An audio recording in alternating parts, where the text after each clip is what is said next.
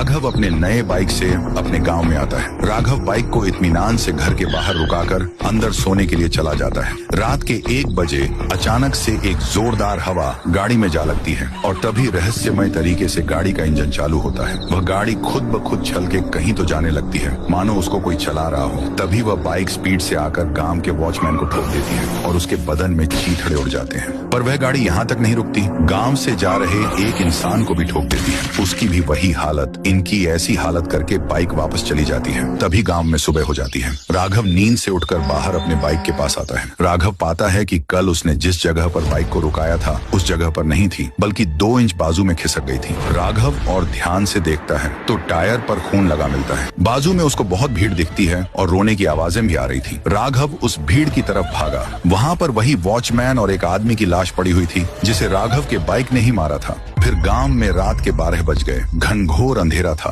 और जो होना था वही हुआ। वही हवा बाइक से टकराई और रहस्यमय तरीके से चलने लगी। उसी टाइम राइस्टार दूसरे गांव से इस गांव में बाइक से आ रहा था कि उस पर उसी राघव के बाइक ने हमला किया कि राइस्टार अपने बाइक के साथ 15 फीट तक उछल जाता है। राइस्टार पास के ब्रिज के कारण जिंदा बच पाता है। राइस्टार नीचे देखता है तो वह बाइक पागल हो चुकी थी। उसको कुछ भी समझ में नहीं आ रहा था। उसको बस इंसान को मारना था। बिना ड्राइवर के बाइक देख राइस्टार की रूह कांप जाती है। अगले सुबह राइस्टार एक आदमी को वहाँ से गुजरते देख उस आदमी के पास आता है। अरे भाई, क्या तुम मुझे बता सकते हो कि इस गांव में नीली कलर की बाइक किसके पास है? नीली कलर की बाइक तो शायद इस गांव में, हाँ, ये बाइक राघव नाम के लड़के की है। फिर राइस्टार उसको धन्यवाद करके राघव के घर की ओर निकला। कुछ मिनटों बाद राइस्टार राघव के घर पहुंचा। वहाँ राघव बाइक साफ कर रहा था। राइस्टार उसके पास जाकर उससे बोला, ए राघव, ये जो तुम्हारी बाइक है ना, वह श्रापित और भूतिया है। कल रात को तुम्हारी बाइक बिना ड्राइवर के चल के आई और मुझ पर हमला किया। अरे भाई, वही तो मुझे 3 दिन से समझ में नहीं आ रहा। जिस दिन मैंने ये बाइक लाया उसके अगले दिन 2 मौत हुई और मेरे टायर पर खून भी लगा हुआ था। कुछ तो घपला है।